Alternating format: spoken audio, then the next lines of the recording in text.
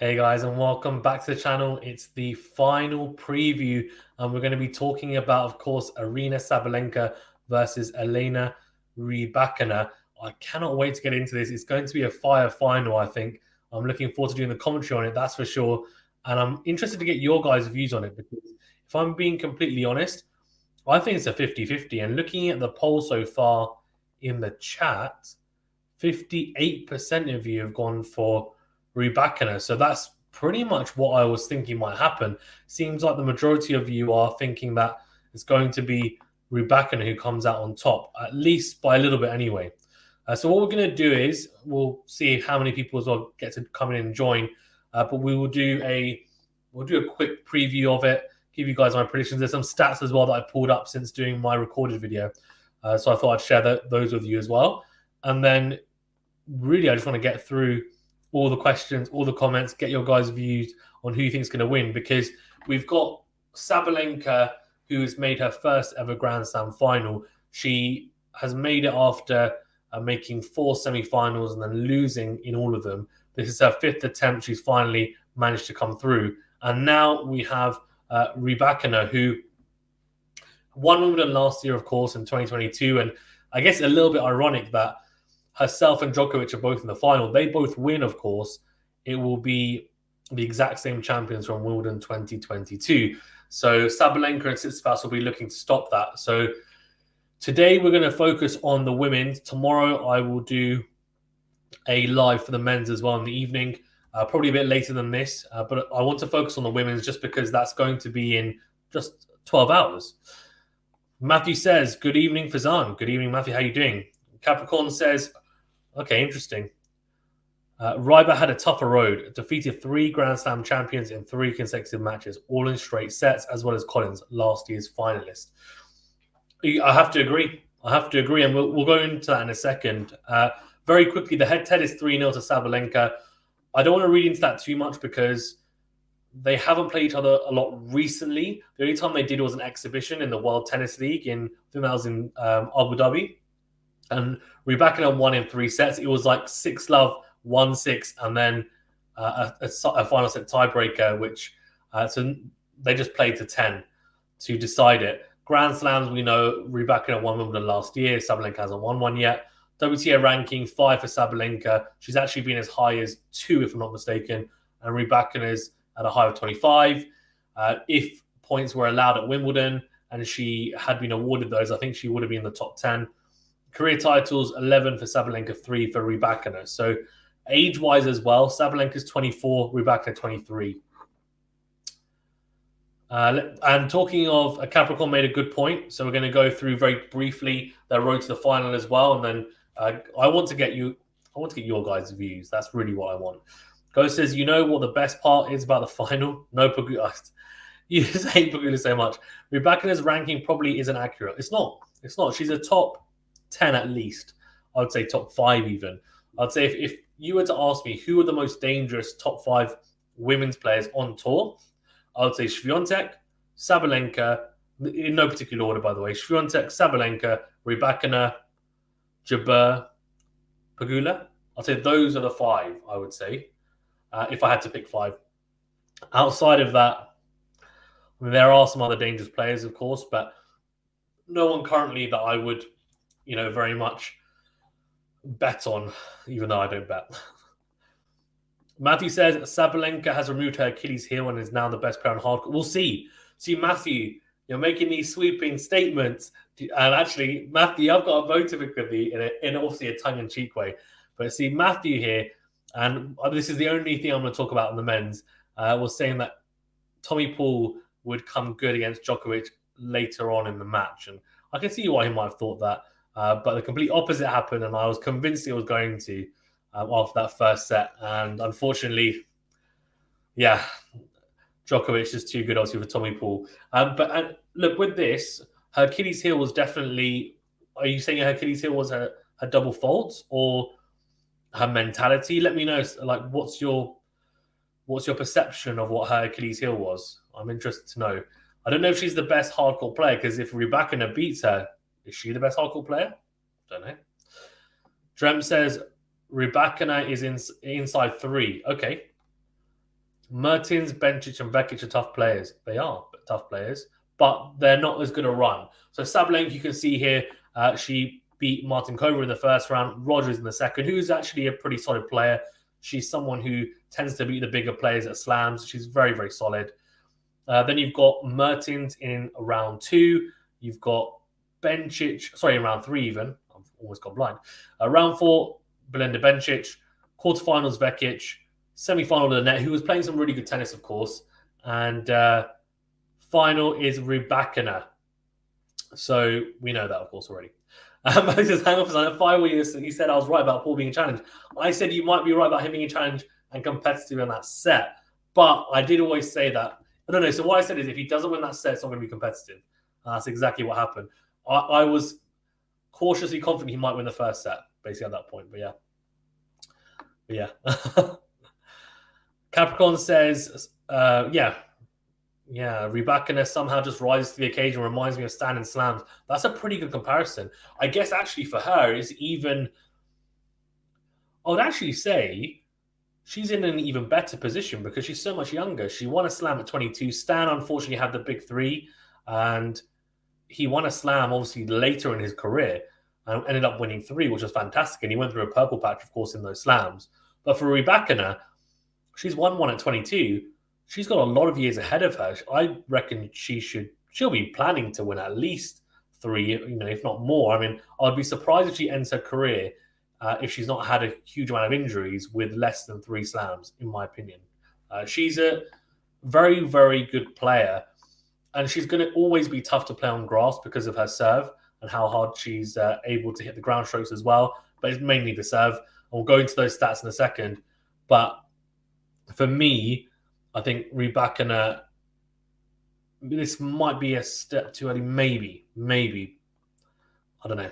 It's tough. I'm really looking. I actually think this final is more competitive in terms of probability-wise than the Djokovic-Tsitsipas one. I think that's still going to be really good. I actually think that's going to be more competitive, and you'll hear my guys' thoughts probably this evening. I'll do a shorter recorded one, and then we'll go over the live tomorrow evening for the men's. But I think this is a 50-50. I think Sabalenka or Rybakina, they're going to go at it hammer and tongs. And also, it's one of the most exciting finals. One of the most, for me anyway, personally, this is one of the most exciting female finals I've been looking forward to in a long time. Probably since the US Open 2021 final, when we had 2 youngsters. But in terms of style of play and ability and how entertaining they are to watch, I love their style of play and how powerful they are. I just think it's going to gel really nicely. And to be fair, the only thing that might set it back is if both players are really nervy and they just make a lot of mistakes. But if it clicks for both of them, it's going to be, they're going to be winners raining down left, right, and center. It's going to be a great watch. Trump says, whoever wins tomorrow is the second best player regardless of ranking. I agree. Yeah, I agree.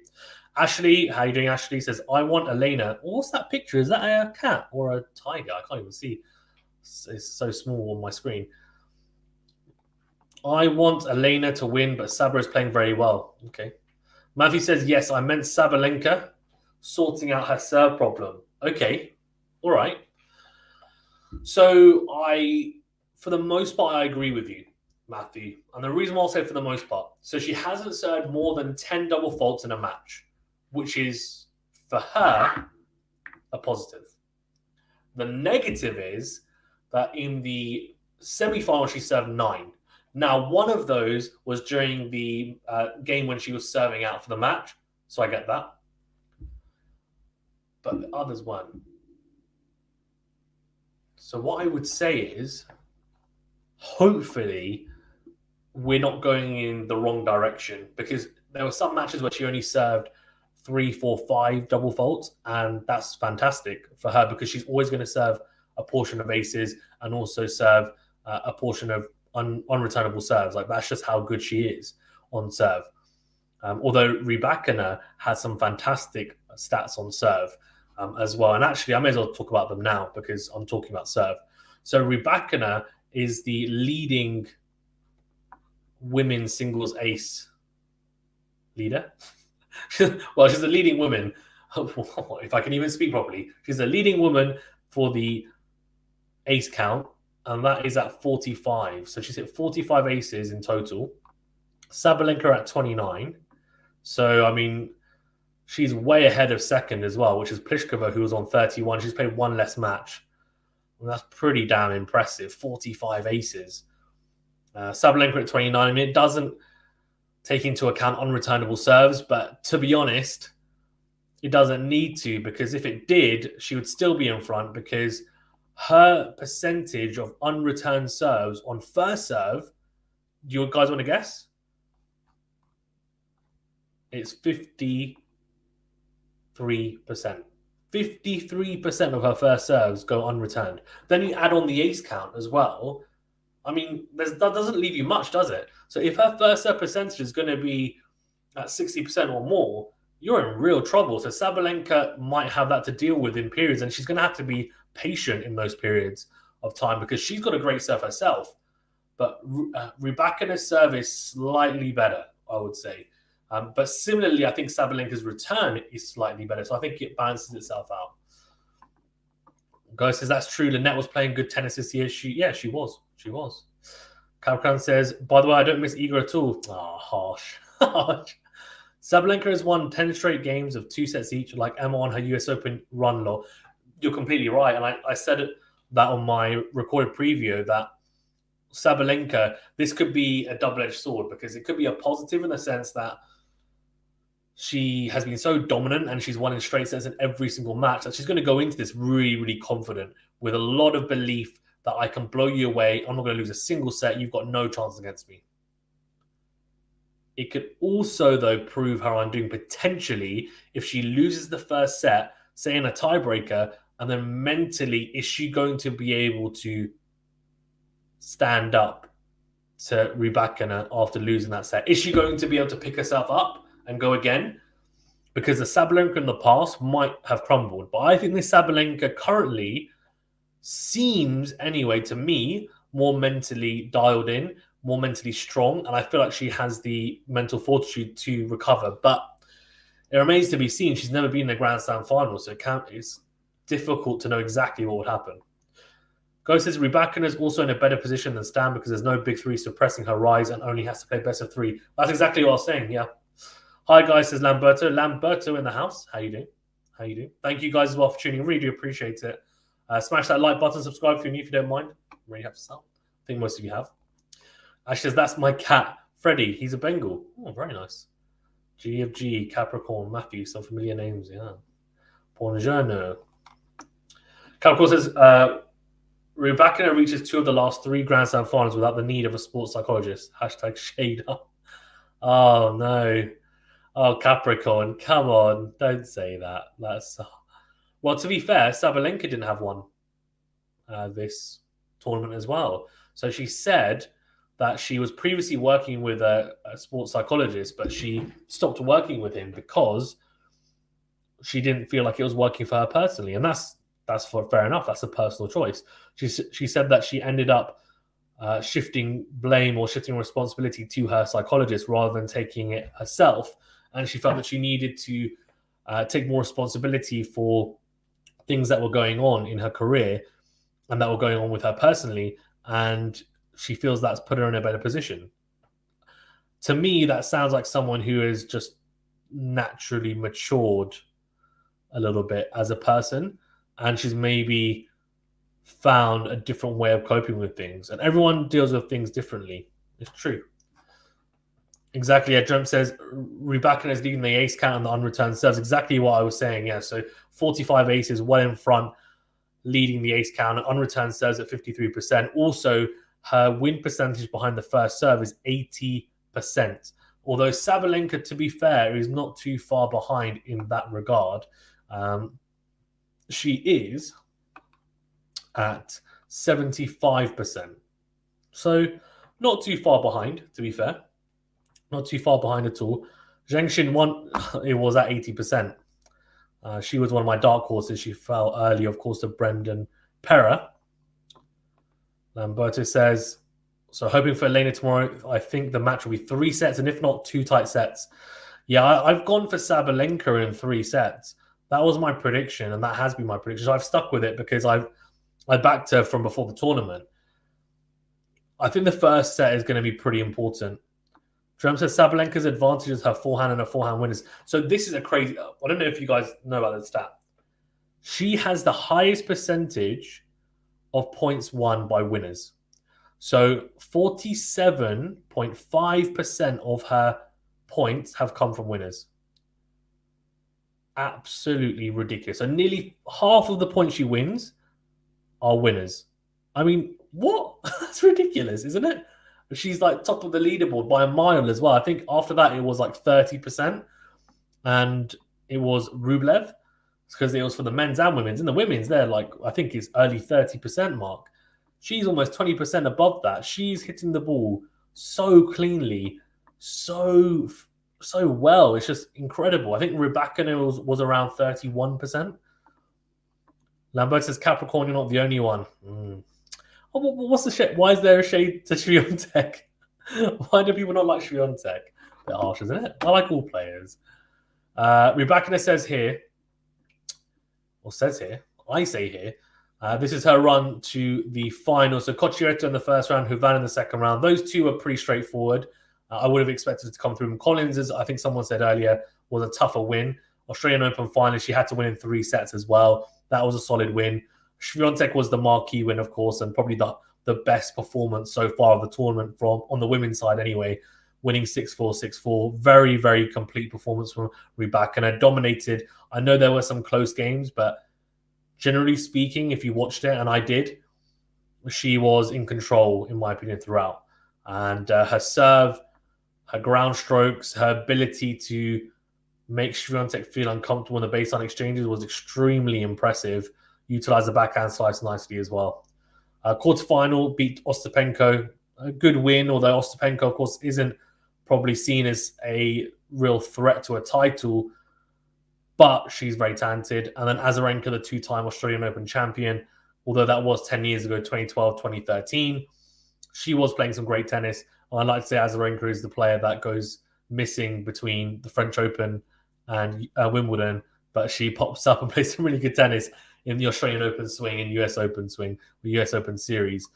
So, yeah, those are the roads to the finals.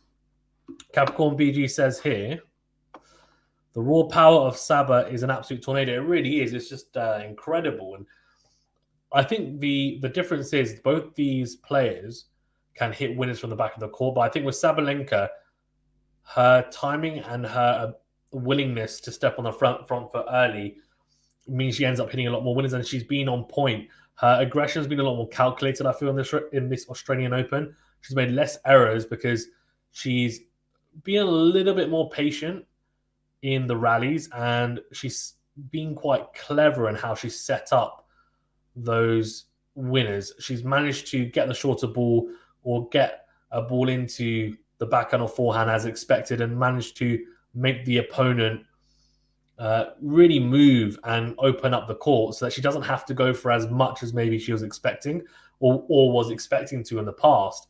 I feel like in the past she'd sometimes go for broke when she probably shouldn't. Like she'd go line when she was 2 meters behind the baseline consistently, and rather than going cross court, for example, or down the middle and deep. And similarly, I feel like with her serve as well, I felt like she just used to rush it, and if she wasn't serving well, it was almost like, oh, this can happen to me. But now I feel like there's a determination that and a confidence within herself that her game is good enough, she is good enough, that she should be serving well, she should be hitting well from the back of the court and being patient when needed, and a willingness to dig deep when needed. She doesn't just, I feel like in the past sometimes, and this is not, I don't think she would have done it on purpose, but sometimes when it gets really tough, you almost look for a way, like an easy way to win or an easy way to try and finish points. And I felt like that's what she would do at times. Whereas now I feel like there's a lot more intelligence in the way that she plays. For Rybakina, I feel like that intelligence is there. Like she does hit big off both wings, backhand and forehand, but she utilizes the slice quite well. She uses her angles. Her movement isn't quite as good as Sabalenka's, so she'll have to, I think, again, think about how she makes Sabalenka, induces her into errors. She probably would have watched Lynette's match, who's got less power than her, but more legs, and thought, okay, Lynette's frustrated her at times and made her make errors that are pretty uncharacteristic for Sabalenka throughout this tournament. But against Lynette, she made those errors. So she needs to strike a balance between aggression and shot tolerance as well, which is always the key, I guess, to winning these types of big matches. Jerome says, if Sabalenka wins, she will have the same court scheduling bias on future slams like Rybakina. What do you mean? Scheduling bias on... No. Are you talking about the fact that Rybakina has been on the outside courts, and you think if Sabalenka will win, she will be on the outside courts? Or are you saying that if she wins, she will still be on good courts and Rybakina will be on outside courts? Capricorn says, yet another Australian Open loss proves Ia can't handle fast, low bouncing surfaces. Yeah, she struggles on those, and I guess that's why, for me personally, I don't think Wimbledon is going to be a title she wins for a few years, just because even though she won as a junior there, her game is not quite suited currently anyway to low, fast bouncing surfaces. And Australia is one of those. Although the balls were very dead and have been very dead this year, the surface is still the same. But that's why she had so much success at the US Open, because it is a hard court. And to be fair to her, the US Open last year was actually a lot quicker than in prior years, and it's got substantially quicker since I think it was 2019. But the bounce is still a little bit higher than the Australian Open, and it's still not quite as quick. And of course, Roland Garros, we know, is a high bouncing, slow surface to clay. And that's where I feel like she's really at home. But her hard court games come on a lot because of her forehand and how she's able to hit it with different looks and different varieties on that forehand side. She's able to flatten it out, hit with more topspin, more angle, more pace, and she seems to be, in control of it for the most part. But she is susceptible to losing to someone like a Sabalenka or Rybakina. We saw Sabalenka beat at the WTA finals last year. Even at the US Open, she was 5-3 down in the semifinals to Sabalenka, and she somehow managed to pull out the bag. So, that's something to bear in mind as well. Let's see, 50. Oh, wow. So in the poll at the moment, it's 50-50 Sabalenka and Rybakina. Guys, keep the questions and comments coming as well. I'm really interested to know your thoughts on this final. I've given you guys a little bit of my insight into it. I think another point that's probably pretty important to raise is the fact that, interestingly, neither of these players, I don't know if you guys find this interesting, but I do, neither of these players really want to come to the net. There's not like a huge willingness to come to the net, right? You would think, given that both these players have huge serves and huge ground strokes, that they would come to the net more. Now, I've seen them come to the net a little bit, but not a huge amount. Not a huge amount. And I think that what that's meant is they do get dragged into these ground stroke rallies, but because they got the power, they'll get away with it. And Sabalenka's got a pretty good movement as well. Rybakina's got the intelligence when it comes to drawing from the back of the court, and she gives herself more time. Like against Swiatek, there was a stat that said, majority of the players take the ball early, right, against opponents, because you want to rush your opponent. You want to give them as little time as possible so that you're able to then manipulate them around the court. But what Rybakina did really well is she said, well, Swiatek's got very heavy ground strokes. So what I'm going to do is, and she hits a lot of topspin, I'm going to give myself that extra split second so that I can make sure I'm set up correctly for my ground strokes, and then I can dictate from the back of the court. Because Swiatek wasn't able to, for example, on the first shot on return, get a really, really good return cross court down the line. Rybakina was able to serve really well to make sure that she had that time then to tee up the 1+ shot, for example. And on return, Rybakina was returning pretty well as well. She was able to, get into games pretty quickly against Swiatek because of aggressive second serve returning as well. And an interesting stat, because we're talking about stats as well, is the second serve points won, because I feel like that's really, really important, especially given both these players are able to hit, massive serves into corners and spot serve and hit aces and unreturnable serves, but they're also susceptible to going off the ball a little bit. in the sense that if, for example, Sabalenka or Rybakina drop their first serve percentage down to 40% or 45%, what's the opponent going to do now? In this case, Rybakina and Sabalenka, if their first serve percentage drops below that, most likely they will get punished because both these players like to attack the second serve. They will step in and they will try and make the other player pay for that.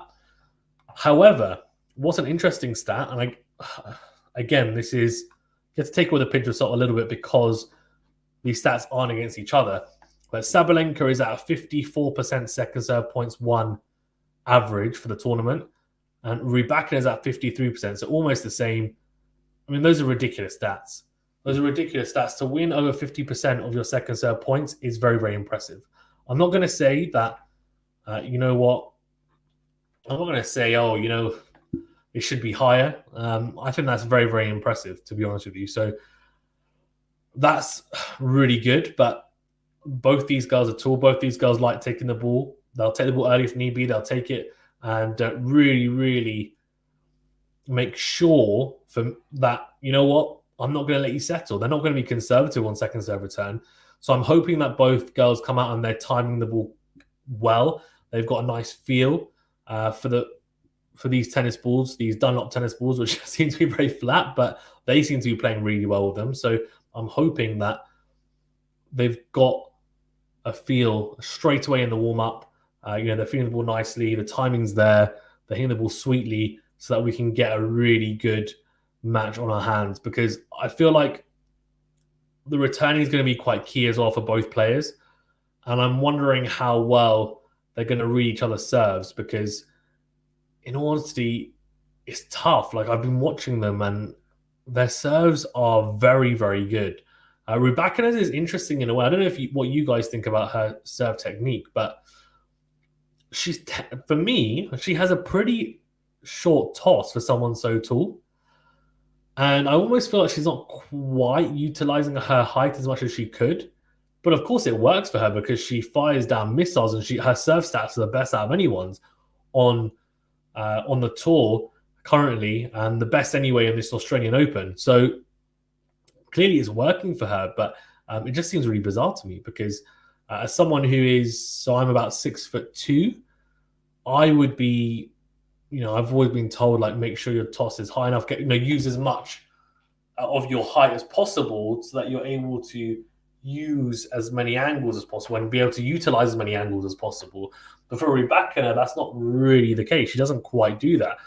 But what she does is she has very repeatable action that clearly works for her. And it's almost like a cannon at times.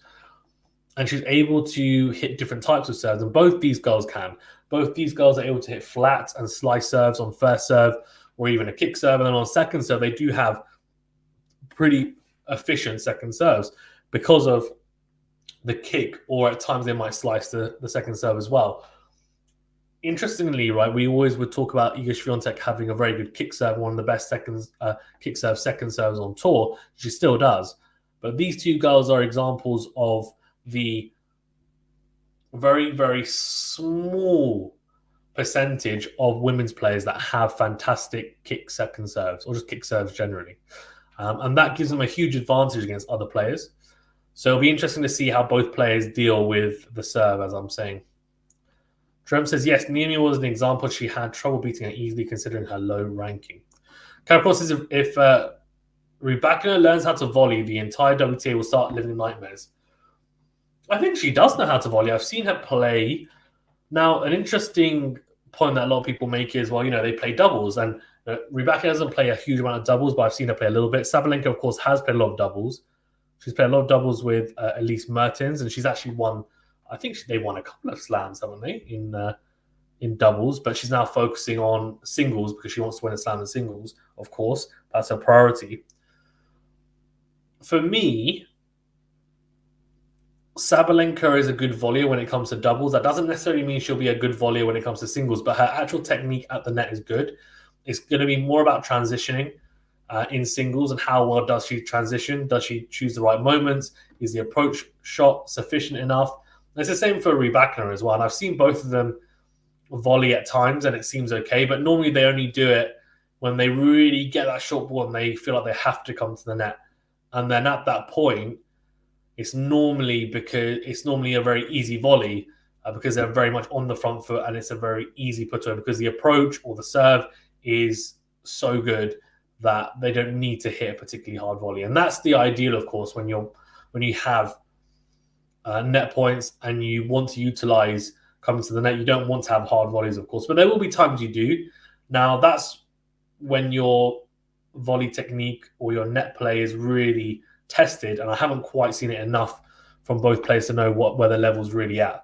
But I agree. I think if both players were to volley more, it'll be very, very tough. And you can see someone like Swiatek, we were talking about her earlier, she's trying to add volleying to her game, and she's not a natural volleyer. I don't know if you watched her at the Australian Open this year, but in some of the matches, she was really, really struggling at the net. But she was doing it because it's the right thing to do. Like, she was in the right positions to come to the net. She just isn't a particularly natural volleyer. And it's something that if she is able to get click, then like Rybakina and Sabalenka, if she is to make it work, then it's going to be very, very hard to beat her because she's got an added layer to her. Drem says, so who are the favourites on the Doha and Dubai swing? Iga, Rybakina and Saba still? I would say so. I don't think you can put on Jabeur in there. She was injured as well. So I guess you can cater that in. But I don't think she would be one of the favourites now for that. We'll have to see. I mean, Pegula will be up there, I'm sure. Coco Gauff. There'll be a few players that are banding about. Drem says, Rybakina has one of the lowest double faults in the WTA. Yeah, her double faults, I guess that's an interesting stat as well from this tournament because Sabalenka is third when it comes to double faults. So she's still up there at 22 double faults, which is not ideal, but still a lot better. If you think about that's from 6 games, right? So, or 6 matches, sorry, even. So that's less than 4 a match. That's really impressive on average. So if she can serve at her average double faults, which is 4, let's say, for the final, she's got a very good chance of winning it. And if we look at Rybakina, she is at 13. So she's serving 2 double faults per match, so half. Ruby says, what time will the finals be between these two? So it will be at 8:30 a.m. UK time. We will be covering it here on the channel as well at QualityShot Tennis. So we'll be doing live commentary, play-by-play commentary, and we'll have you guys in the chat hopefully as well. But yeah, 8:30 a.m. UK time or British summer time is when this final will be. Best of 3, of course. It's supposed to start 8:30 anyway. I would imagine it will end up starting realistically closer to 9, just because the finals, they never start on time because they have the intro, they have some music, they have some entrance, and it just ends up being a lot longer. So yeah, I'd be surprised if it starts on time. Guys, as well, I really appreciate you guys tuning in. Remember to hit that like button and do subscribe if you're new. Fire away with any questions you have or queries. I'm very intrigued to hear what you guys think about this as well, and who you think is going to win, how, and any specific tactics or things you're looking for or think might happen in the match. Rybakina, 53% of you have gone for her to win it, so she's nudged in front again on the poll on YouTube, which is interesting. 47% Sabalenka. Very intriguing. I guess the other aspect is the mental aspect with these two, because Sabalenka is making her first ever Grand Slam final. She has, won more titles generally than Rybakina. You can see that 11-3, but she's never won a Grand Slam. And despite making 4 semi-finals in the past, so she knows how to go deep in slams, she's never been able to make that final hurdle and give herself a chance at winning the title. So there will be nerves for her. How she handles those will be key. And you're just hoping that, like Matthew said earlier, she won't be double faulting. She has her serve under control. So we'll see whether that's the case. For Rybakina, she has a different type of pressure. She's a Grand Slam champion. She's been there and done it at Wimbledon last year, but she's never made the final of the Australian Open. And interestingly, by the way, she's the first Kazakh player. So the first player from Kazakhstan, from the women's side anyway, to make the final of the Australian Open. So if she were to win it, she would be the first Kazakh Australian Open champion for the WTA, which is really, really cool. So I imagine that does add some sort of pressure. But the fact that she's won a slam, I think, means she has a slight edge there, if I'm being completely honest with you. Joseph Saber is the favourite on betting slightly. Okay, interesting. I guess because you guys are voting for Rybakina, and that's because you're looking at it from an eye test. She's beat Swiatek. She's had a harder run as well. Whereas I imagine anyway, from what I know, that the bookies or whatever, they look at rankings as well. So they're looking at, okay, Sabalenka's won 11 titles, Rybakina 3. She's ranked number 5. Rybakina's ranked number 25. So we're going to go with the person who's ranked highest, and that's kind of why they've done it, right? Ruby says, I hope Sabalenka wins. Jean says, I hope Saba manages to win. So I backed her to win and in 3 sets. That there's a caveat though, because I think she only wins in 3 sets if she wins the first set, honestly. Drem says, maybe because of the head-to-head too. That's true. That's a good point. That could also be the case. I just think what I would say is the head-to-head, though, I'm just going to bring up there when they played each other because I've got it here in front of me. So one's was in 2019. Does that really count? Not really, does it? So one was in 2019 in China, in Wuhan, actually, and Sabalenka won in 3 sets, 6-3, 1-6, 6-1. They have some crazy sets, it looks like. And then in Abu Dhabi, Sabalenka won in 3 sets again, so another tight one. 6-4, 4-6, 6-3. So, and by the way, in both these matches, she's won the first set. And then she's lost the second, if I'm not mistaken. Yeah, that's exactly what's happened. Let's see, is there a match that she's been in her where she's lost the first set? So Wimbledon 2021, no, she won the first set again. Rybakina won the second, Sabalenka won the third. So that's very interesting. Then Rybakina's won a recent exhibition. Sabalenka won the first set again. Rybakina won the third. Rybakina won the tiebreaker. So every single match they've played, though, has been very tight. It's always been in 3 sets. And what's interesting is clearly they're very competitive.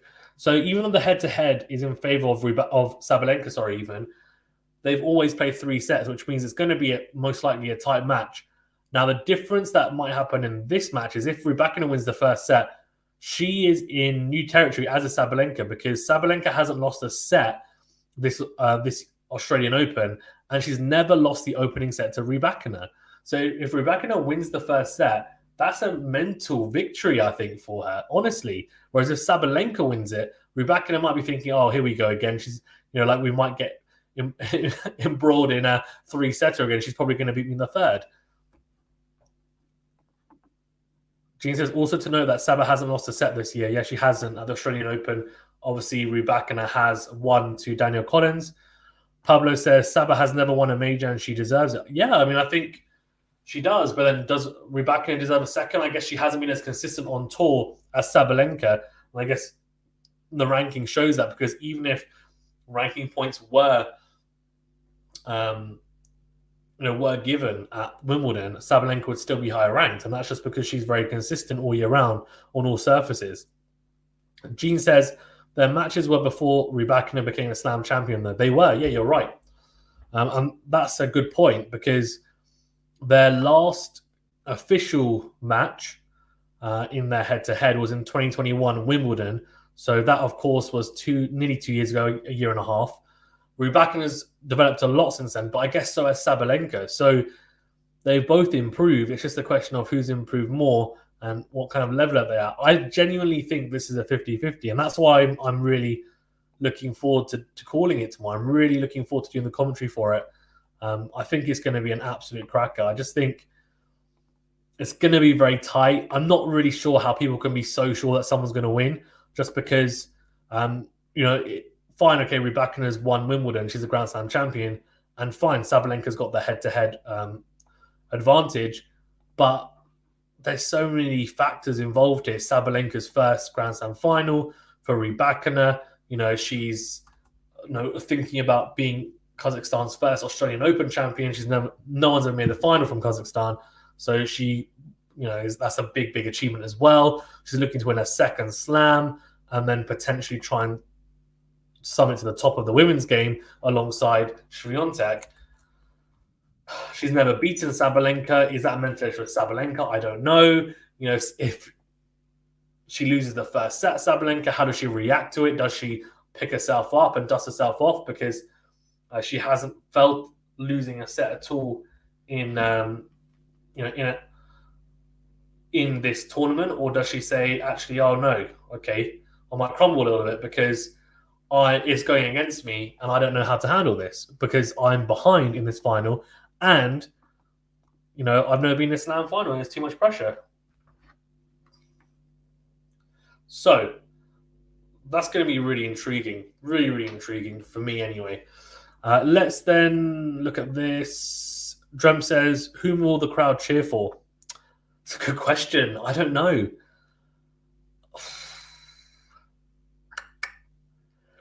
Will it be 50-50? I reckon a lot of the crowd probably...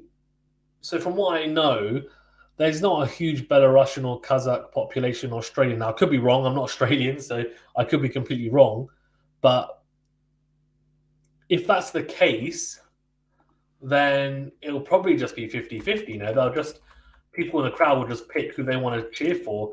And, and then just go, okay, I'm going to root for you.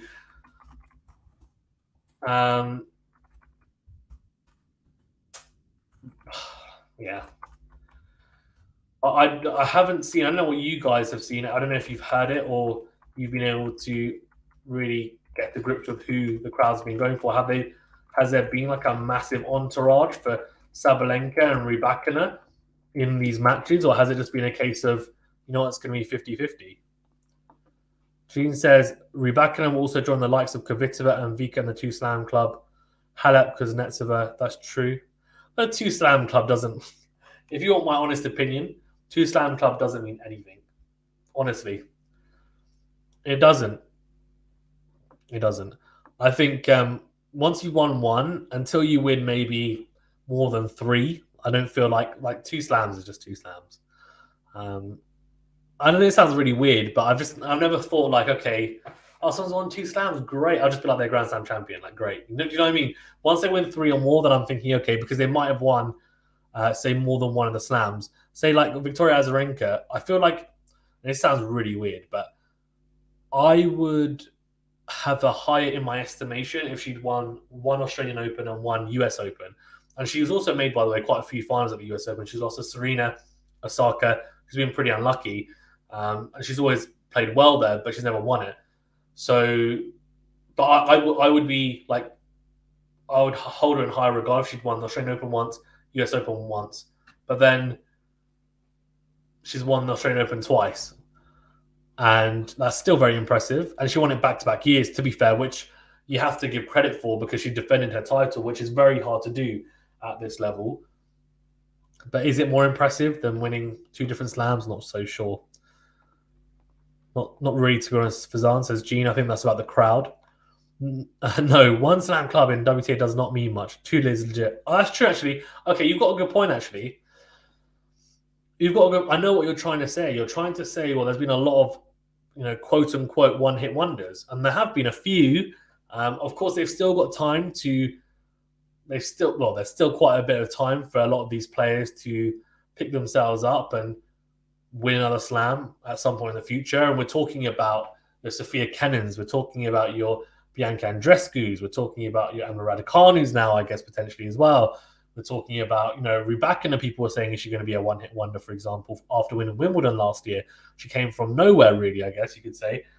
Who else? Who else? Is there anyone else? There must be a few. I mean, Muguruza has won more than 1 slam, so she doesn't really count, but she's gone off the ball completely, hasn't she? But yeah, anyways. Gene says the crowd will be split, but this is kind of awkward for Wimbledon because imagine if Sabalenka wins Australian Open and isn't allowed to play Wimbledon. How that reflects on the event. Yeah, I think it'll be. Look, okay, and I'm going to give you guys my stance on this, and hopefully I don't get slated for it. But I don't think that in these circumstances, politics should mix with sport. Sabalenka is a tennis player. She's not a politician. She's just doing her job and she's playing. Like, I don't see how you can ban someone from their job when she's not even living, I don't think, in Belarus anyway at the time. And she's not like, condemning what's going on anyway. So it's just a bit silly to me, in my personal opinion. I just think I live in the UK and I lived not too far from Wimbledon, and I was pretty disappointed that they banned them. Just let them play under a neutral flag like they've been doing. If that's what you want to do, then fine. I mean, that's not a problem, but at least let them play. And it was a shame because a lot of the Russian and Belarusian players would have done well. Like Sabalenka would have done really well at Wimbledon last year, and this could be a potential Wimbledon final. I don't like Swiatek's not going to be in the final of Wimbledon, in my opinion. This could be a Wimbledon final. So, she was, I guess, unfortunately, she was penalized just because of her nationality and not allowed to play in an event where she would have been one of the favorites because she made the semi-finals the year before. She was the favorite against Pliskova in the semis. She should have won that. She didn't. Fine, but a shame anyway. But it will look bad. And I'm hoping they don't do it. I haven't heard anything, but considering that they got fined for it as well, and no other tournaments done that since, I would expect them not to do the same this year. That's true. Ostapenko is another one as well. Ostapenko, Andreescu, Raducanu, Kenin. I think that's it, right? I think that's it. There are a few that have won the French Open, and then they've kind of not gone off the ball, but they've just not really done much since. Oh, I guess, well, Krejcikova's won, but she looks like she's going to be okay. She won it a year and a half ago. Does she count? I guess not. Ostapenko. Yeah, exactly.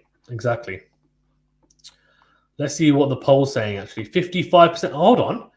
Before it was in favor of Rybakina. Now it's Sabalenka. 55% of you have gone for Sabalenka. Wow. What a turnaround. Krejcikova. I don't think Krejcikova counts yet. Give Krejcikova another year. If she doesn't make a semi-final of a slam this year, then I think we can put her in that bracket. If she does, I don't think we can. She doesn't necessarily need to win another slam. She just needs to be competitive at these slams.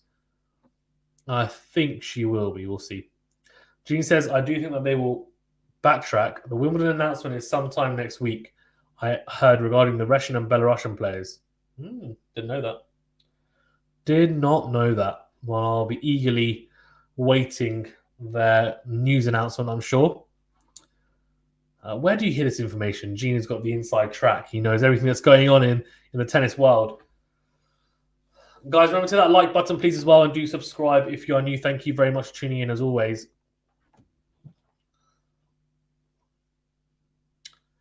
Okay. Is there anything else from you guys that you want to discuss before we wrap up?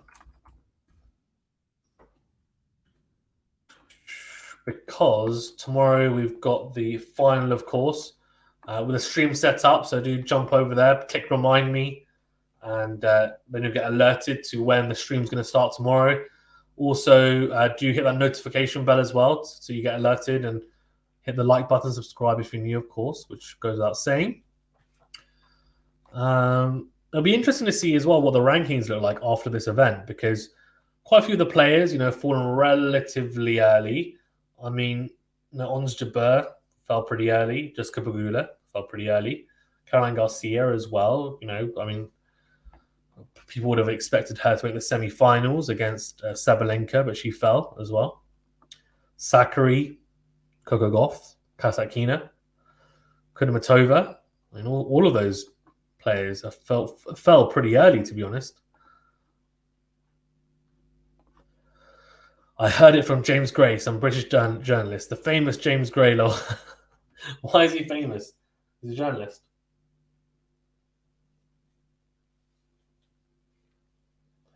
Okay. Right, so I think, are we done? Is there anything you guys want to discuss? If so, I'll give you guys 5 minutes to fire away your questions. Fire away your questions. And if not, then we will wrap it up. I do like these lives. I think they've been a good introduction to these Grand Slam fortnights. And it's thanks to you guys, to be fair, because I asked about it. I wasn't sure if people would want it, but it seems like it's gone down pretty well. So I'm happy about that, which is good. That's what we want. We want people getting involved. Oh, Jane. How you doing, Jane? Jane, let me know. What are your thoughts? Sabalenka, Rybakina. I've been lurking. Oh, my God. Jane, what's going on? Why have you been lurking? Come out and say hi. Don't do a ghost on me. Your name's not Ghost, is it? He says you don't want to know, but he has a lot of errors in his recent articles he wrote. Oh, really? Well, then, I don't know how accurate is his intel, then.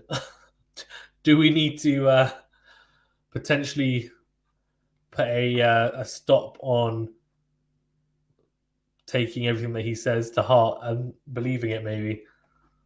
Trump says, hope Lynette doesn't go the way of Trevisan and Tatiana Maria. I mean, Trevisan played really well in the United Cup. I was surprised that she went out early this tournament. If I'm being completely honest with you, apart from a few, I think maybe the 5 players I said earlier. So the 5 players I said earlier were Swiatek, Sabalenka, Rybakina, Jabeur, and Pegula. I think apart from those 5 players, who I think will be relatively consistent this year, I genuinely think anyone can be anyone. Like, I just think it's so open, it's so competitive, and that's what makes WTA Tour so exciting to watch, because I do think that these players, like a lot of the women's players, are like, there's a lot of talent on show. There really is, and especially the fact that we've got the younger girls coming through, which is fantastic. But then also you've got the older players as well, like your who else you got? You've got your Victoria Azarenkas, if Halep is fit, of course, Kvitova, even Madison Keys, all these players. Jerome says Bencic, Garcia. I don't think Bencic is up there yet, although she's looking pretty good. We'll see how she fares the rest of the year. That's true. Caroline Garcia.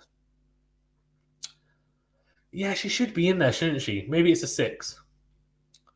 She made the quarterfinals, didn't she? So fair play to her. She's better than Pegula and Ons Jabeur. Well, she equaled, I guess, Pegula's. Ricardo in the house. Do you think that Sabalenka will play better than Swiatek did against Rybakina? Yes. Because Sabalenka has a winning head-to-head. Her serve is bigger. And she's able to hurt Rybakina more in the ground stroke exchanges. So, yeah. I think she should, in my opinion. Jean says, I think Garcia is massively overrated considering her slam record. Well, she's only really rose to prominence in the last year or so, right? So she's really only been talked about a lot in the last year and a half. But to be fair, since then, she's had some good results, Jean. I mean, last year Grand Slam, she's made, a quarterfinal and a semi-final? It's not bad. Lost a semi-final to Ons Jabeur at the US Open. This year, quarterfinals of the Australian Open, lost to Magda Linette. Okay, not a great loss, expected to win that, obviously, but she was playing some good tennis and Linette, fine. That's not too bad. Jane says, I'm going with Rybakina, but I closed my eyes and randomly picked my bracket for the WTA and came out a bit better than a much more knowledgeable friend. Very good. I'm loving that. That's so funny. That's so funny. That's so good. Drem says, who has the better in-court coaching? Will that matter much? It can matter, but I think even though on-court coaching is allowed and it can have an effect, I still think it's really down to the players. A lot of it is the mental side as well, and if they're going to listen or not. So it's all on them, really. There's a small percentage where fine, like the coach can help you, but it's very hard to just suddenly change game plan as well. If they haven't worked on it before, if it's not a game plan that's been worked on before the match has started, it's very hard to just suddenly implement that on court. So the advice they give them is probably advice that they're already telling themselves, right? Which is like take your time, or go across the court to the forehand, don't go line too early, be patient, like whatever. So I'm assuming it's more a case of, well, in the past they would kind of say come on and blah blah, but now they're more open to saying specific like tactics. But I don't know how much of an effect it really has. And also, players shouldn't really need to be handheld when they're out there, and they should have a good enough tennis IQ that they can solve the issues themselves and the problems themselves. And that's why I wasn't a massive fan of on-court coaching being introduced, because I thought potentially the coaches would then completely spell it out for the players. But to be fair, from what I've seen, yes, there is more communication between player and coach, but I don't think the players are like, it hasn't had as much of an effect as I thought it would, which I think is a positive thing, because I think the players still need to be able to figure out for themselves. Gene says, I meant in the past about Caroline Garcia. Overall, recently she has been solid. Dremt says, yes, Garcia needs one more year of results. Agreed. Jane says, what works for one player doesn't work for another. It would be really hard to compare or rate how good coaches are at on-court coaching. It's a very, very good point as well. Really good point, Jane. It is, because some coaches as well might be very good behind the scenes, before matches or after matches, but during matches they might struggle. That's also a factor, because in the past, of course, that wasn't something you needed to factor in. You would just say generic things like, come on, let's go, don't worry, let's go, next point, which is fine. You can say stuff like that. Now they're actually expected to give tactical and technical advice at times. That's if the player wants it, that is, because I've seen, for example, if a lot of you saw Breakpoint, Sakari was telling her coach, right? I think it's Todd Hill. She told him, she said to him, another word, I'm going to break my racket. I've got a really good relationship, but it was quite funny.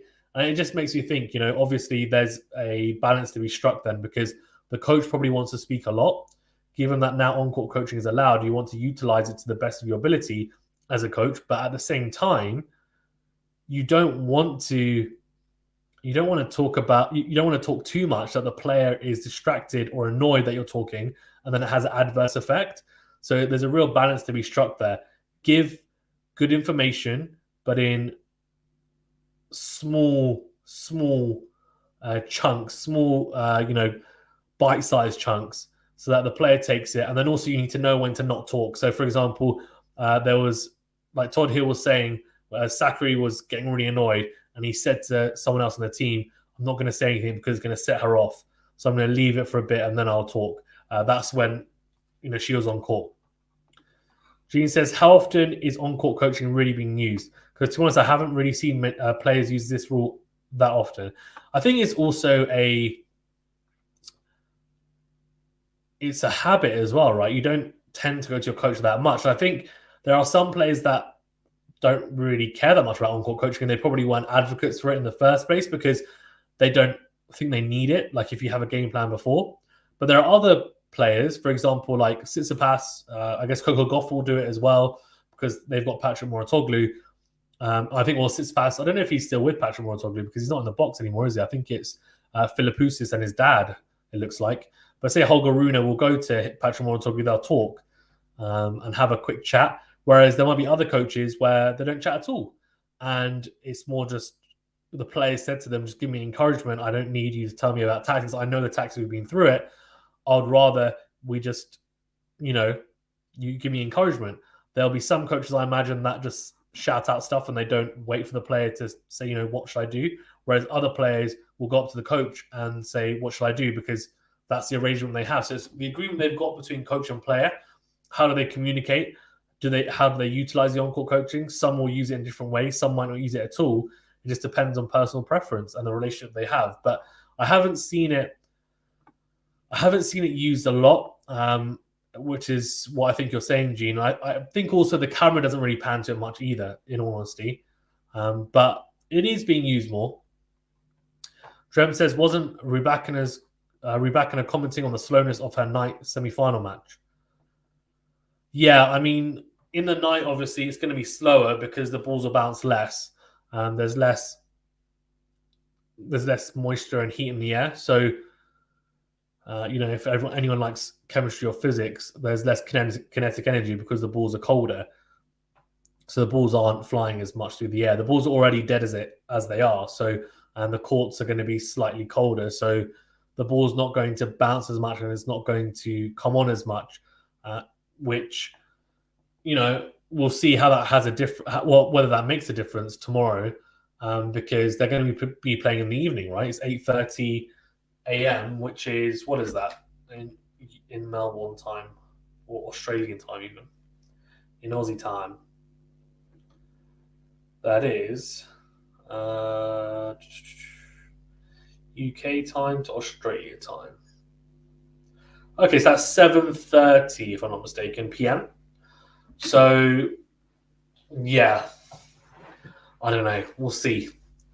I guess it might mean that there's going to be less aces or unreturnables potentially, but they're still massive servers. So, and I guess the good thing is because both girls hit the ball so hard still, we're going to have winners either way. It just might mean that it might not be as brisk a match as maybe expected if it was in daytime conditions. Gene says, how much in this tournament have you seen it, Fazan, talking about on-court coaching? Yeah, a little bit, not much. Trump says, it might not help the players, but the coaching cheating allegations are gone now. That's true. Patrick still does have connections with Steph because he trains at his academy, says Gene. Yeah, he does. I've seen that. I just didn't know whether he was still...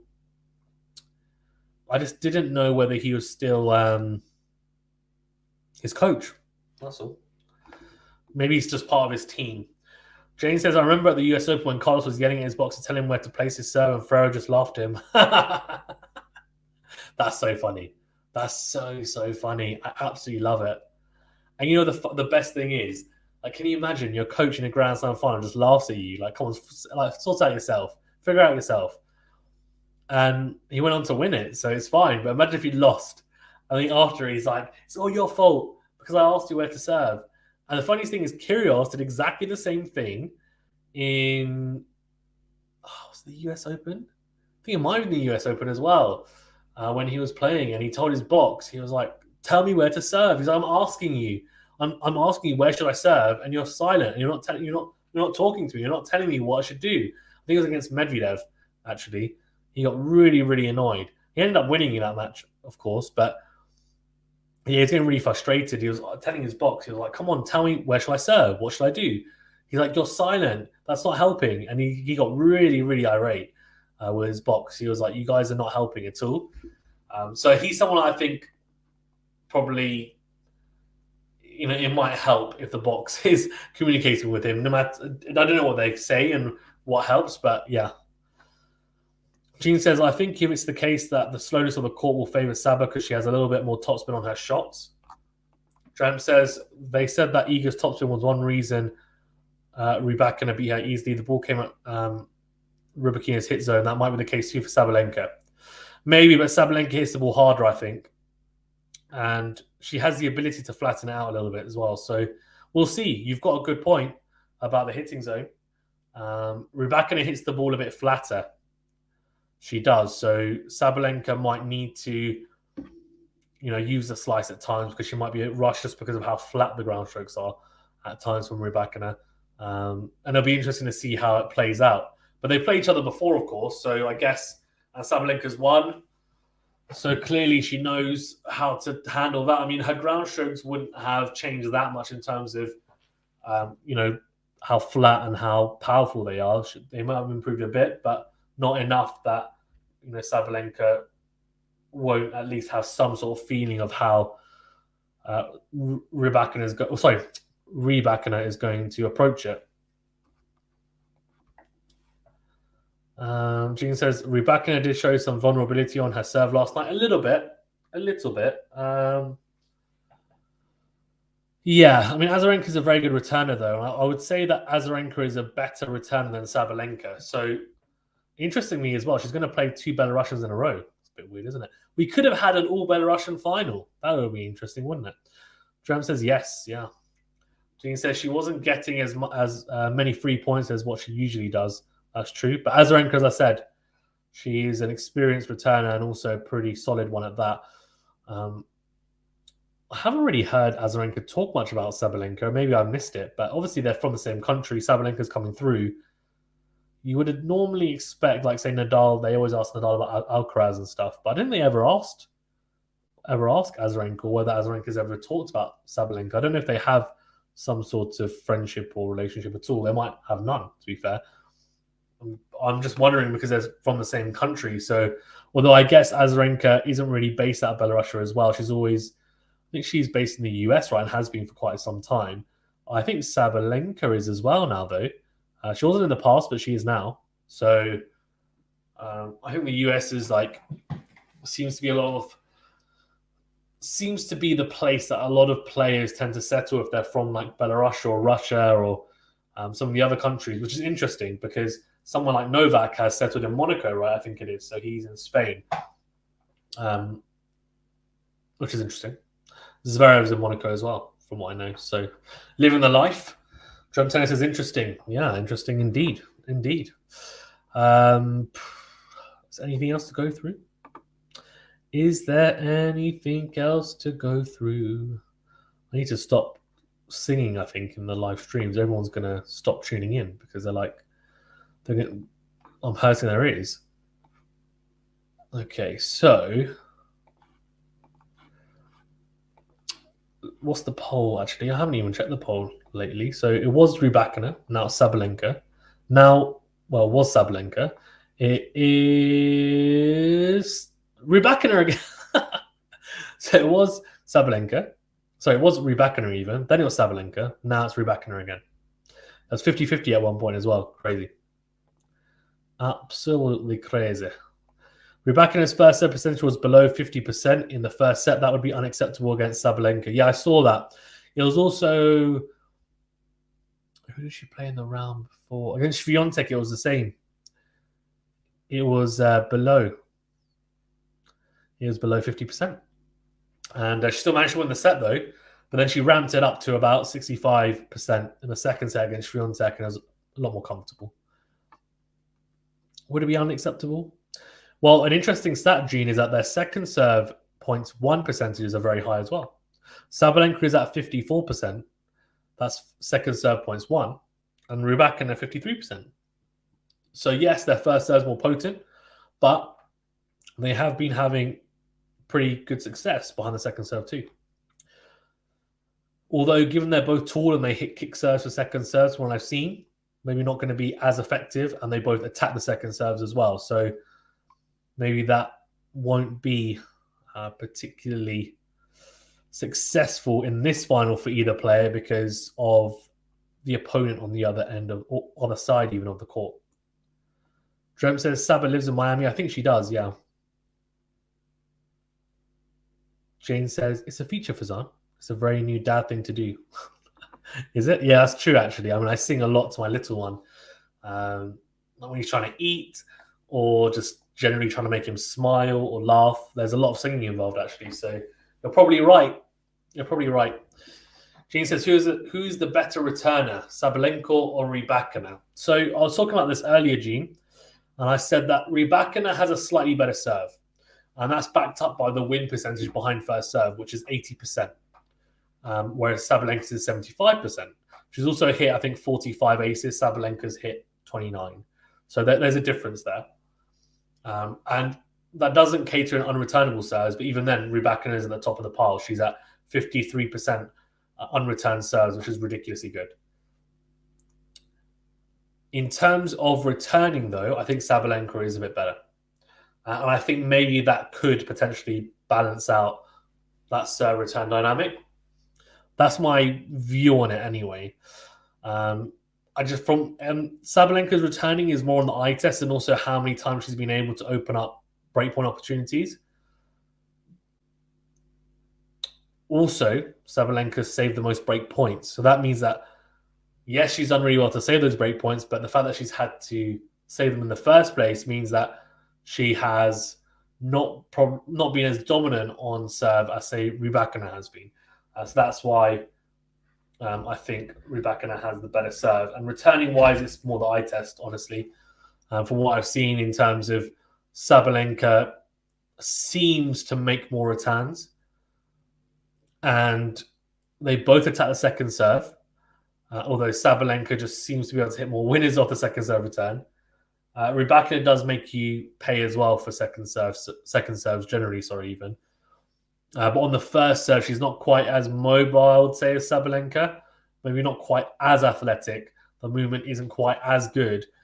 So I think she can struggle at times on return if she's re-dragged out. But both are tools, so it means they've got big wingspan, which helps their cause, right, and their case for returning. It just means that sometimes they're not always getting back returns as deep or with as much pace as they'd like. So that's my view on it anyway. Okay. Any more questions? We'll give you guys 5 minutes and then we'll wrap it up. Wrap it up. I need to stop singing, don't I? It's really bad. You guys are going to hate me at the end of at the end of the week. You're like, what is Fazan doing? Stop singing. We hate it. Yeah, Gene says, yeah, I agree. Saba has a slightly better return. Yep. Yeah. It depends on who serves better, like you said. Yeah, I mean, serve has a massive part to play in this final, and also how the first serve and second serves are backed up. Who's got the better 1+ shot? You'd say maybe Sabalenka, but Rybakina then balances that out by having so many unreturned serves and so many aces that she doesn't really need to have as potent 1+ shot as Sabalenka, to be fair. That's probably a difference, right? And I still think that means she does edge it slightly on serve as well, for sure.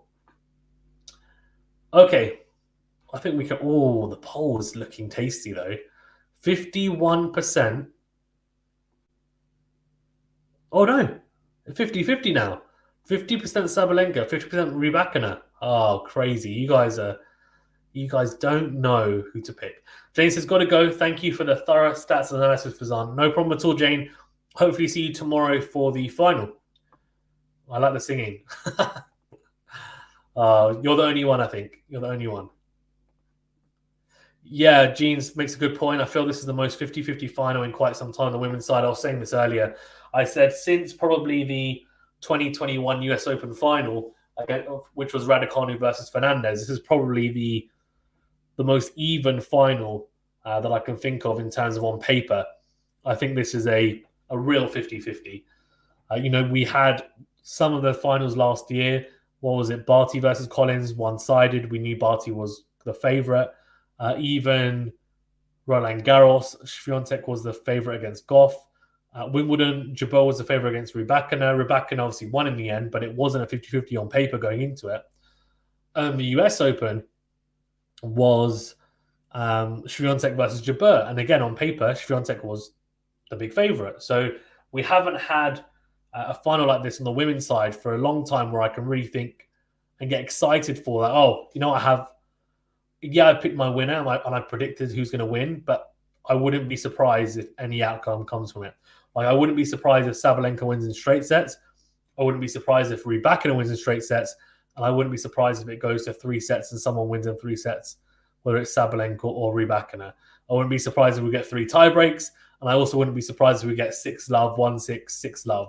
Like, it's just because both these players, they serve so well. They are so good off the ground as well. They've got so much power that it does mean that the range of scoreline, the range of performances that we might, and range of level even, that we might see is pretty big, because we could see one or both players, being nervy and hitting a lot of errors, and then ends up being quite scrappy.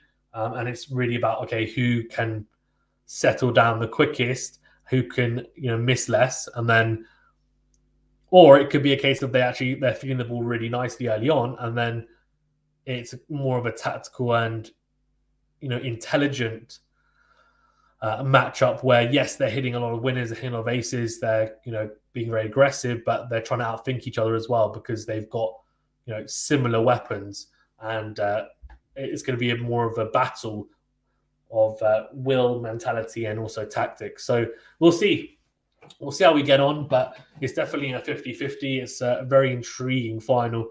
I'm very much looking forward to it. It's going to be a great watch, I think, as well. So yeah, cannot wait for it. Guys, remember to that like button though, and do subscribe if you are new. Thank you for tuning in. We will be doing the live commentary for it tomorrow, which I cannot wait for. It's going to be fantastic. And let's see what's the poll saying now, because we've got a few more people. 51% Rybakina. Oh, it just keeps on seesawing. Before it was 49% Sabalenka. Sorry, before it was Sabalenka was in front. The Rybakina is just nicking it at the moment. 51%. Very, very close. Very, very close. I guess something interesting as well to think about, I haven't talked about this, is what happens to the loser. The reason why I say that is Sabalenka has never made a Grand Slam final, right? This is now her first Grand Slam final. It's a bit different than, say, Ons Jabeur last year, because Ons Jabeur hadn't made like a lot of semi-finals before making the final of Wimbledon. She had gone relatively deep but never made a lot of semi-finals. Like Sabalenka had made 4 semi-finals before this tournament, right? And she played against people she was expected to beat in a lot of them. So like Fernandez, she was expected to beat. Pliskova, she was expected to beat. And so Fernandez was in the US Open 2021 semi-final. Wimbledon 2021 semi-final, she lost to Pliskova. Expected to win that. Against Swiatek at the US Open semi-final last year, 2022. She wasn't expected to win, but she was 5-3 up in that. Shame in the end, but obviously ended up losing. And then she played one more as well, which I can't remember. But, so she's got a bit of scar tissue from the semis, but she's got over that. She's now made her final. She's got over that hurdle. Now, I guess the big question is, if she were to lose in the final, how does that affect her mentally going forward? Does it mentally affect her a little bit? And she takes a little bit of time to then find that confidence and belief again? Or does she do what Ons Jabeur did when she made the Wimbledon final and pick herself up, dust herself off, go again? Ons Jabeur made another final against Swiatek, albeit she lost, of course, both those finals, but she still managed to get to them, right? Now, she might have a block in finals potentially, but for Sabalenka, I think she will be okay, personally. I think she won't have that mental block where she will struggle then to go deep again at a tournament. I would be surprised if she doesn't win a slam this year. And that's not to say that's going to be this, although I'm predicting she's going to win the Australian Open because I backed her from before the tournament started. But as I said, it's a 50-50. Rybakina could easily win. And I would also be surprised probably if Rybakina doesn't win one as well. I think Sabalenka could win any 4 of them. I think Rybakina could win 3 out of the 4. Like, I don't think she'd win Roland Garros. I don't think she's particularly good on the clay. Doesn't hit with enough topspin. The US Open, it is, more spin conducive than, say, the Australian Open, but it's still quick enough that she can have a lot of success there as well. Trump says Rybakina losing would not affect her too much, I think, but Sabalenka, that would hurt. Exactly, yeah. So that's a very, very good point. And I was going to say that as well. I think for Rybakina, if she loses, I don't think she cares. I think she just comes again. She's won one Grand Slam. And so she's made 2 finals. One she's won, one she's lost. That's not too bad, right? So she'd just go again. She'd say, fine, okay, well, I've still done really well to get here to this stage. Next time I'm going to win. But I've got the experience of winning at a slam. It's not like she's having a mental block. It's not like Dominic Thiem or Ons Jabeur. Last year, they lost 2 Grand Slam finals. How do they recover this year now? We'll see. Because the mental scarring that can potentially have on both players could be telling. I don't know. Although Casper Ruud, in fairness to him, he made the ATP finals final against Novak Djokovic. He did lose that as well, to be fair, but the fact that he still managed to pick himself up and go again and make the final is pretty impressive. For Ons Jabeur, though, she didn't do particularly well at the WTA finals. She's also fallen early at the Australian Open. Don't know. Jean says, and Jabeur is a few years older, so it is a little bit different from Saba. Yeah, she's 28, I think, right? And Sabalenka is 24. There's a 4-year gap. I think the difference with Jabeur, though, Jean, is that she actually wasn't as consistent as Sabalenka until last year, despite being older. She's only really broken through in the last, 2 years, I'd say. But I think she's got that maturity about her because she's a bit older, I think. So the question is going to be for her is how does she recover now this year? Because this is going to be really interesting. Or does she need a year almost to recover? But she doesn't have much time left on Jabeur. If she wants to win a slam, she needs to win it relatively soon because the younger crop are coming through as well. It'll be difficult for her, the longer she leaves it, in my opinion. And the fact that she made 2 slam finals, one against Rybakina, she was the favorite. She probably should have won that. It was a 3-setter, wasn't it? And I'm pretty sure she won the first set. So, look, I mean, Rybakina did really well, and she's just a fantastic player. So, not many people thought she was going to win that, but she did, and she really burst onto the scene. And look, she clearly deserved it because she's now made another Grand Slam final. And then we know Jabeur deserved it because she made the US Open final. So it's just a case of they're both very good players, and they're probably Grand Slam worthy. It's just a question of, will, for example, Ons Jabeur find herself in that position again? I don't know. And I guess Sabalenka might feel like that if she loses this. Even though she's still very young, it's difficult to pick yourself up especially given she had that duck with semi-finals where she kept on losing in semis. She's finally made the final at the 5th time of asking. She's probably thinking, if she loses the final, she's like, oh man, I really don't want to do the same thing with finals and make 2, 3, 4, 5 Grand Slam finals and then lose all of them, right? She probably wants to win this, get it under her belt and have that confidence going forward that, look, I can do this. I can win this. So I feel like it's more important for Sabalenka to win than Rybakina in terms of their careers. Jean says, I have a little bit of a different opinion. Okay, what's your opinion? Drem says, that's true. It would hurt for older players. Yeah, it does, because I think especially on the women's side, like, even though, to be fair, like Serena has done really well, of course. She played until later, although she had a few years kind of where she was not a part-time player, but she didn't play as much. But what I would say is, for the women, from what I've seen, they don't tend to play as long as the men generally, right? They don't generally tend to play as long as the men, from what I've seen.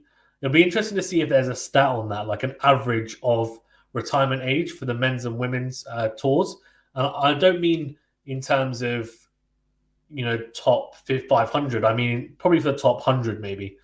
For top 100 players, like what's the average retirement age for the men's and women's sides? Because I reckon, again, this is a complete guess. I have no idea. I have no stats or facts to back this up, so do not take this as like a gospel truth. But for the women's, I feel like it's more around 32, 33, right?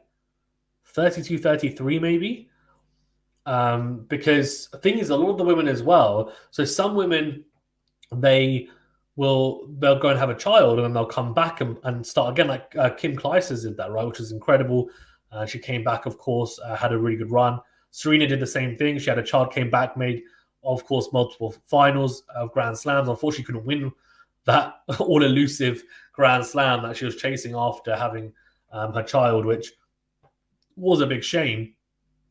But a lot of the women's players I've seen as well, they also tend to say, I'll play until like 32, 33, or even maybe a bit longer, and then they have a child after, and then they retire and they have their children.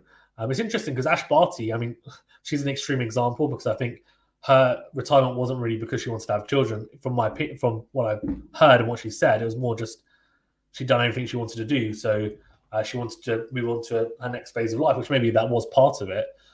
To make a family and have a family. But I guess with her, she retired really early at 26, which, is probably even before her prime, but now she's expecting, right? So that's an extreme example. Whereas for the men's, they don't have that. They're not going through, they don't need to retire because they're not going through a physical change or process in that case. So they don't need to worry about it in that sense. They're not going to take off, time or retire because of it. They might take some time off to spend time with, their wife and help out, or whatever, and their little one. But generally, they're not going to be retiring because they just had a child, because physically it hasn't changed them, and it's not taxing in that sense. So I think the men have it a bit easier, if I'm being honest with you, because they can afford to play until they're later. And I also think generally they tend to peak a bit later as well, some of them. So not all of them, but some of them tend to peak around 29, 30. Whereas for the women's, I feel like they peak around 26, 27, a bit earlier. But again, it's not always the case. Like we saw someone like Sharapova kind of peaked a lot earlier in her career, even earlier, like 19, 20. And then we've seen even some of the men, right? I mean, they can also peak earlier as well. Like Boris Becker peaked really early, I would say, in his career. And look, I mean, it's not of course, it's not the case for everyone. I think someone's made a good point here, which is Sally says, apart from Venus Williams, who is still going at 42, which is incredible. Agreed. I guess the difference with that, Sally, and I mean, to be fair, Roger is he's retired now because he's over 40. I'm trying to think, when was the last time he was competitive? So he made the 2019 Wimbledon final. He also made the semis in 2020. Let's say 2019, just because he made the final, then had match points against Novak. So he would have been, if I'm not mistaken, I think he's 42 now. So he would have been 38. So he's still not 40, to be fair, but he's being competitive at that age. Venus, I don't think was being, like, she wasn't challenging for Grand Slams at 38. I think for the last 5-6 years, if I'm not mistaken, she has like won matches and been solid on tour, but she hasn't been a Grand Slam contender. If that makes sense. Drem says yes. Radwanska, Wozniacki retired early. That's true. Yeah, they did. I mean, Wozniacki retired pretty early. I know she also had. Didn't she have a? Didn't she also get diagnosed with a neuro disease? Right? No, she didn't. And then she was still playing, I think, after getting diagnosed, but then she stopped because I think part might have not been just because of that, but partly something else as well. So Radwanska is actually Magda Linette's team now, which is really cool to see. They're very similar players, like counter punchers, and I think it looks like she's made a difference there as well, which is really, really interesting to see, because Agnieszka Radwanska was a player that really got the most out of her ability and her skill set.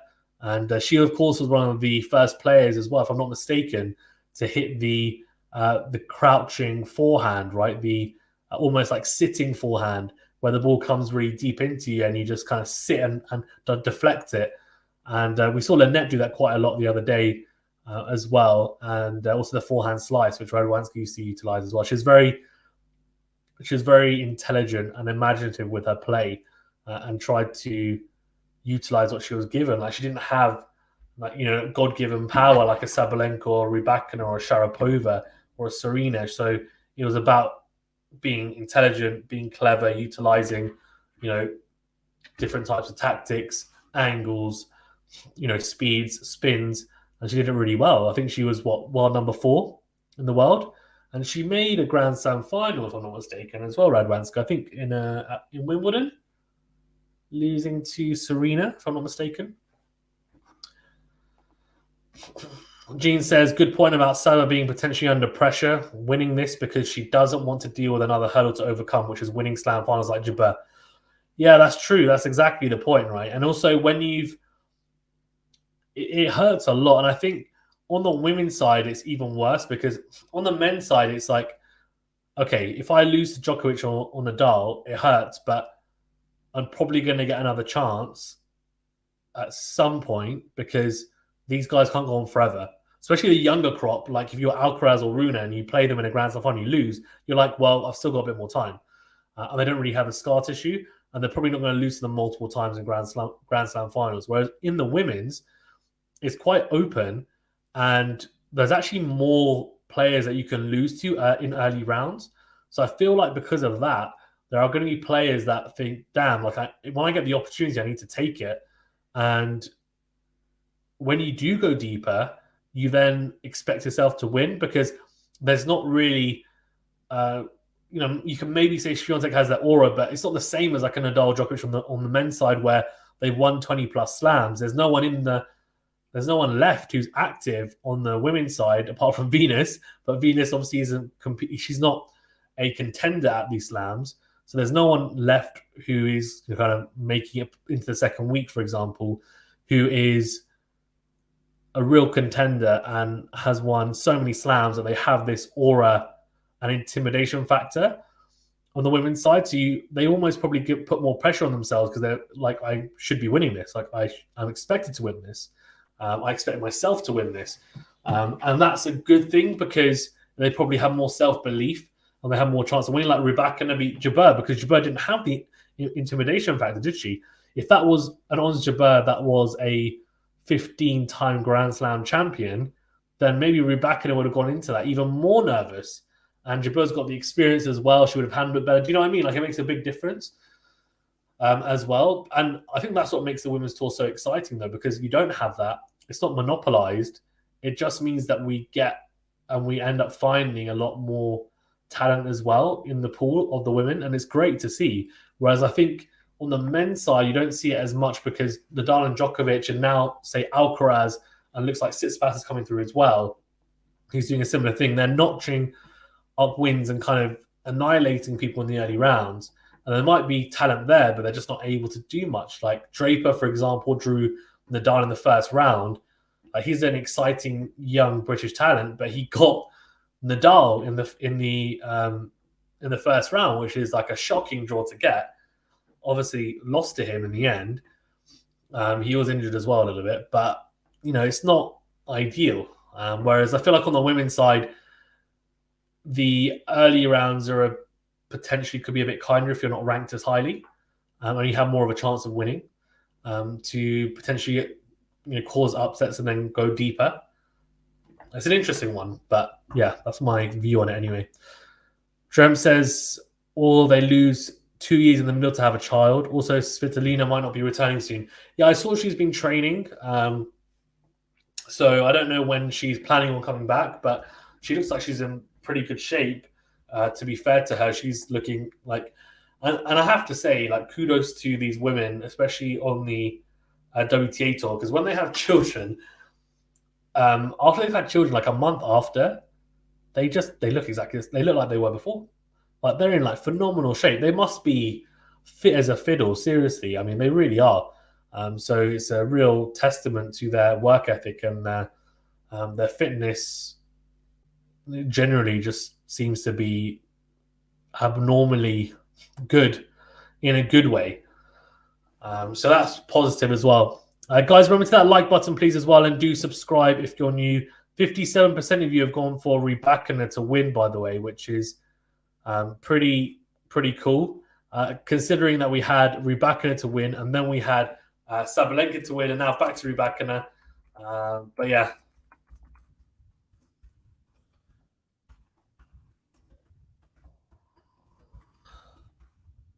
What I'm going to do as well is I'm just going to put the link to the final stream in the chat. So do jump over to that stream. Just give it a like as well. Click remind me so you get alerted to when that stream will start, which will be tomorrow at 8:30 UK time. So that's 8:30 a.m. UK time or British summer time, which will be. I'm really looking forward to it. 56% Rybakina. So it was.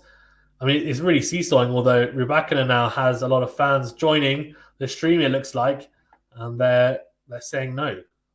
Our girl's going to win. Our girl's going to win, which is fair enough, to be fair. That's very, very much fair enough. Okay.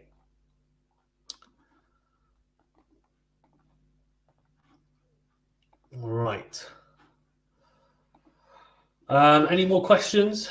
Otherwise, we can probably wrap it up relatively soon. I've said that a few times, and people have fired away questions, which is great because I don't mind going on for longer. I just don't want to bore you guys as well, to be perfectly honest with you.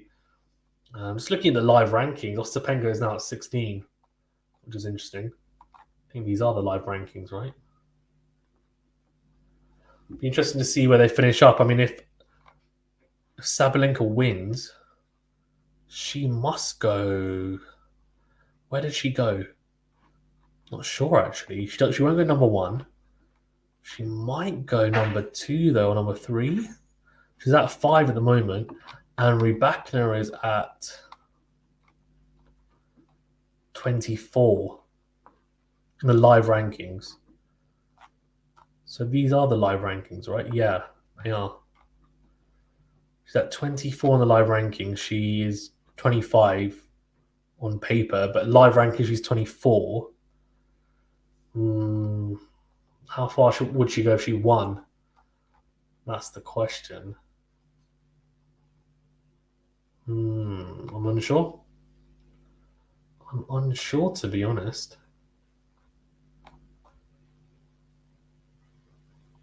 Interesting. Just looking at the rankings, and where's 12 gone? Oh, Halep. Is Halep 12? I think Halep was 12, but she's been taken out of the rankings, right? Because of the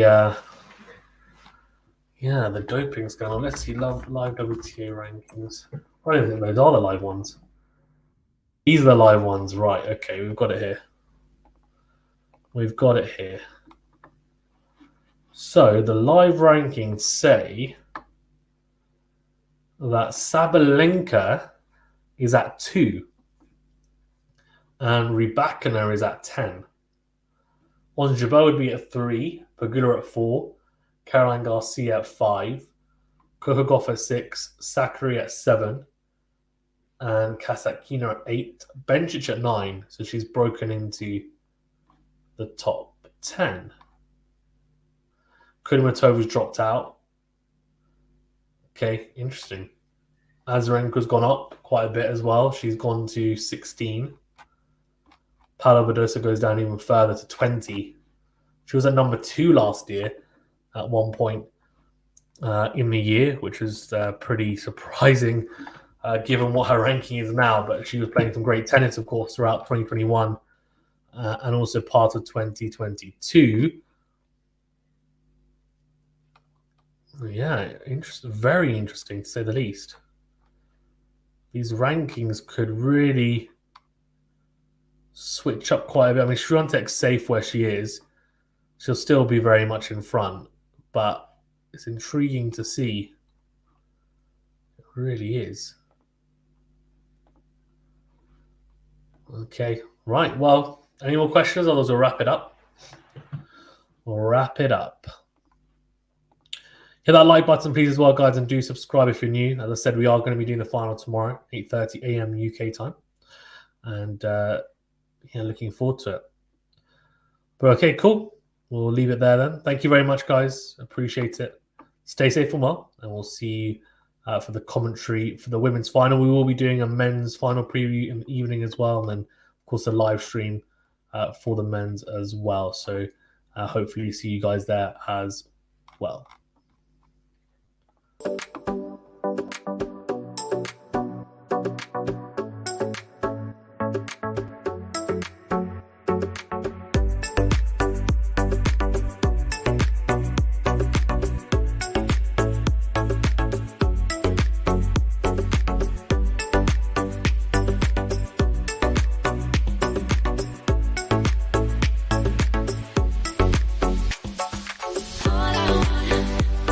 I want